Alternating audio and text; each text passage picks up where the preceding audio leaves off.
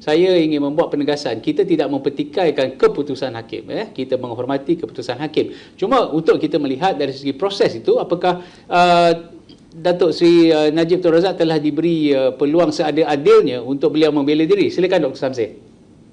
Baik. Saya nak sentuh sedikit tentang satu maksim undang-undang. Saya rasa setiap peguam dan setiap penuntut undang-undang memang tahu tentang maksim peribahasa ini, iaitu justice must not only be done, it must be seen to be done. Keadilan mesti kena buat, betul. Tapi itu tak cukup. Setakat buat keadilan tak cukup. Yang penting adalah orang ramai, rakyat mesti kena nampak. Secara umum, mesti kena nampak bahawa keadilan telah dilakukan. Okey, ini adalah prinsip ini sebenarnya telah dibuat oleh seorang hakim di England, Justice Howard kalau saya tak silap nama dia.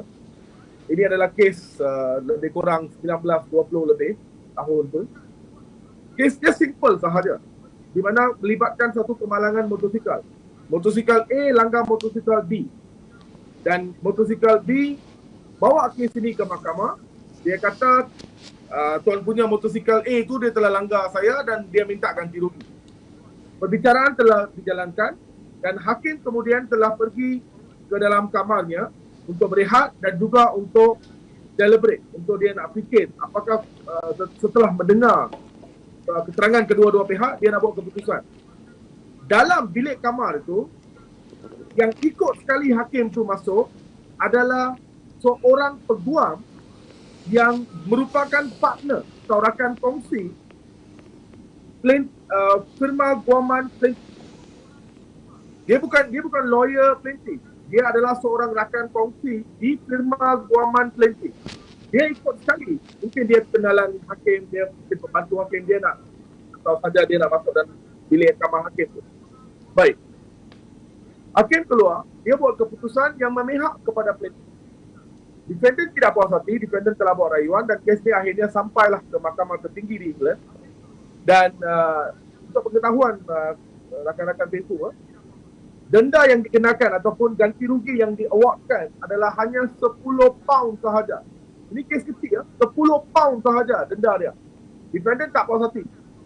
Dia bawa isu ni ke mahkamah yang lebih tinggi dan di mana Justice Howard dalam kes ini, iaitu Crown and Sussex Justices, nama kes, okay, ex parte McCarthy. Dan dalam kes ini, apa yang diputuskan oleh hakim adalah bila dia tanya, hakim besar ni tanya hakim mahkamah rendah tu, apa sebenarnya yang berlaku di antara kamu dengan rakan kongsi firma plaintiff tu. Hakim tu dia melalui keterangan affidavit dia kata tak ada apa-apa. Saya tak dengar pun dia punya ulasan dan sebagainya. Saya buat keputusan itu dengan sendiri. Saya tak dengar langsung pun apa yang dia cakap. Dia cuma masuk sahaja. Dia tak mengganggu atau mengusik keputusan yang saya buat. Itu adalah 100% keputusan saya. Fakta ini tidak dicabar. Fakta affidavit ini tidak dicabar dan hakim besar ni, hakim Justice Howard ini, dia telah menerima. Dia kata betul. Saya percaya bahawa kamu bercakap benar. Kamu membuat keputusan yang betul tanpa campur tangan daripada rakan kongsi yang saya kata itu. Namun demikian, dia kata, hakim besar kata, namun demikian, justice must not only be done, it must be seen to be done. Dalam kes ini, walaupun keadilan telah dibuat, saya percaya bahawa kamu telah membuat satu keputusan yang betul. Namun demikian, oleh kerana seorang yang asalnya datang di pihak plaintiff yang berada bersama kamu dalam kamar kamu, dan selepas itu kamu keluar dan kamu buat keputusan yang memihak kepada plaintiff, maka satu doubt, satu kesangsian telah ada dalam fikiran defendant dan telah ada dalam fikiran setiap orang yang mengikuti kes ini. Sebab itu, Hanya sebab itu, walaupun dia tak kata kamu hakim telah buat keputusan yang salah. Dia kata oleh kerana berlaku satu ataupun wujudnya satu doubt ini, hanya atas alasan ini sahaja saya ketepikan sabitan dan hukuman yang dikenakan itu, ataupun award yang telah diberikan tu 10 pound tu saya maafkan, saya ketepikan terus. So apa yang kita belajar dalam kes ini ialah senang sahaja.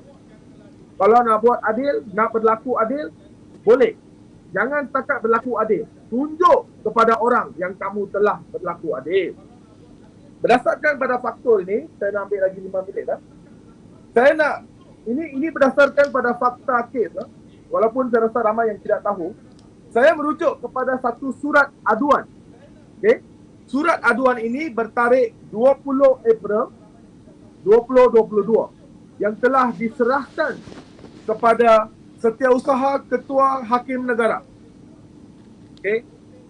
Pada 21 April, keesokan harilah. Jadi artinya surat ini telah diserahkan pada 21 April 2022.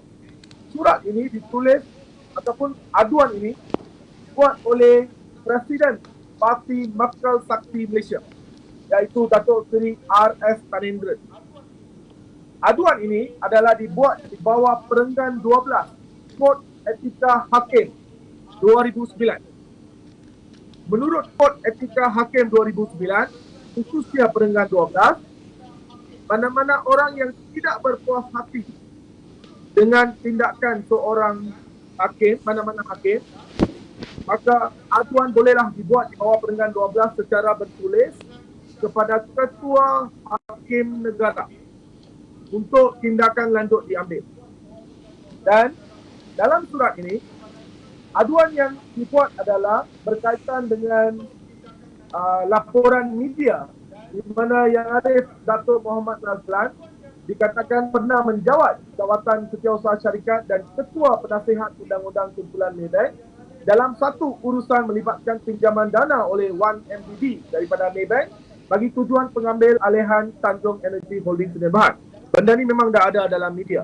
So berdasarkan pada apa yang dilaporkan dalam media, sebab hakim tu sepatutnya memang ada satu lagi peribahasa lah.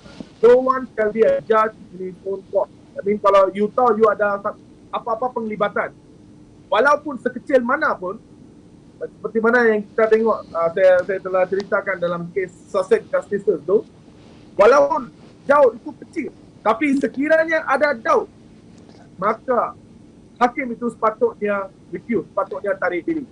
So, dari dalam kes ini, aduan telah dibuat bahawa Datuk Seri Nazlan, Datuk Nazlan Yang Arif, gagal membuat pendedahan ini kepada pihak-pihak dan dalam masa yang sama telah terus mendengar dan membuat satu pengadilan. Keputusan itu betul ataupun tidak, itu tak penting. Yang penting adalah there is a doubt and doubt must be clear. So, atas alasan ini, aduan ini telah dibuat dan diserahkan kepada Setiausaha Ketua Hakim Negara pada 21 April 2022. Baik. Apa yang dibuat oleh selepas itu, saya terdengar satu berita lagi, iaitu dilaporkan di Sinar Harian bertarikh 23 April, iaitu selepas 2 hari ya. SPRM siasat Hakim Nazlan. Ini berita yang keluar. Okey. Selepas itu pula, Yang Amat Arif Tengku Maimun pada 27 April, selepas beberapa hari, telah keluarkan satu statement. Serangan terhadap hakim Badan Kehakiman melampaui batas.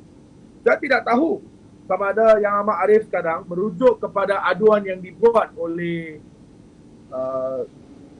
Datuk Seri R.S. Tanendran yang diserahkan ke pejabat beliau, sama ada itu yang dirujuk di sini, ataupun yang dirujuk di sini adalah kenyataan yang dibuat oleh Raja Petra, ataupun kenyataan yang dibuat oleh SPRM. Saya tidak tahu. Yang penting adalah siasat Tengku Maimun, Yang Amat Arif Tengku Maimun telah mengeluarkan satu kenyataan media bahawa rakyat bolehlah mengkritik Badan Kehakiman, tapi tidak boleh melemparkan tuduhan, terutamanya dalam kes-kes yang berprofil tinggi. sudah pasti saya tahu di sini bahawa Yang Amat Arif merujuk kepada kes Dr. Sri Najib. Baik. Selepas isu ini berlaku, Malaysian Bar telah membuat cadangan nak buat walk for justice. Okay, walk for justice or walk for to protect judiciary. Baik. Selepas itu apa berlaku ialah saya terima dan saya percaya Dato' Adnan dan saudara Azli juga telah terima satu email dari Bar Council di mana satu surat telah dilampirkan yang dikeluarkan oleh Ketua Pendaftar Mahkamah Persekutuan Malaysia. Menurut surat ini, saya baca surat ini, pendek saja surat ini.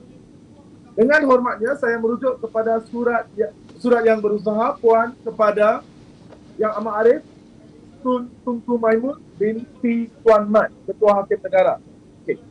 Adalah saya diarahkan oleh Yang Amat Arif Tun untuk memaklumkan bahawa Yang Amat Arif Tun tiada halangan atas permohonan ahli-ahli peguam Malaysia untuk menangguhkan kes-kes di mahkamah pada 17 Jun hari Jumaat bagi menghadiri perhimpunan aman bertemakan Walk for Judicial Independence. Artinya, Bar Council tulis surat minta sama ada lawyer boleh minta postponement. Okay? Dan Yang Amat Arif kata no problem. You nak apply for postponement, go ahead apply. Saya tak ada bantahan. Artinya, apply dan you dapatlah postponement. Postponement boleh dapat. Sebab apa postponement ini? Bukan sebab emergency, bukan sebab lawyer sakit, tetapi sebab walk for judicial independence. Nak lawyer-lawyer nak jalan-jalan dekat Padang Mertu, boleh apply untuk postponement. Isu ini juga telah dibawa. Dia kata, kenapa Yang Amat Arif terlalu interested in this walk of justice? Dan kita semua tahu walk for justice ini adalah satu cadangan daripada Bar Council untuk menutup segala jenis tuduhan, tomahan, dakwaan dan juga siasatan ke atas Hakim Nazlan. So itu tujuan walk for judicial independence dan terus dan Yang Amat Arif kata you nak apply postponement, go ahead apply, I have no problem with that. So jadi isu ini dan dicampur pula lagi satu isu suami Yang Amat Arif. Walaupun ya betul lah suami Yang Amat Arif itu individu lain, Yang Amat Arif individu lain. Okay? Tetapi sekali lagi kita tengok di sini bahawa suami Yang Amat Arif adalah seorang yang boleh dikatakan MC Najib. Jadi dalam semua keadaan-keadaan ini, saya tak kata Yang Amat Arif ini tidak berlaku adil. Saya nak rujuk kembali kepada kes Sussex Justices tadi. Isu dia bukan sama ada keadilan berlaku ataupun tidak. Sama ada keadilan yang telah dibuat itu dapat dilihat atau tidak. So, dalam kes ini, ada satu isu berkaitan dengan Yang Arif Nazlan terlibat dengan Maybank dan sebagainya. Oleh itu, wujudnya conflict of interest. Dia tidak sepatutnya mendengar kes ini. Yang itu tak selesai. Satu lagi isu pula, di mana Yang Amat Arif CJ kita pula nampaknya macam berminat dalam kes ini. So, jadi isu-isu seperti ini telah mewujudkan doubt.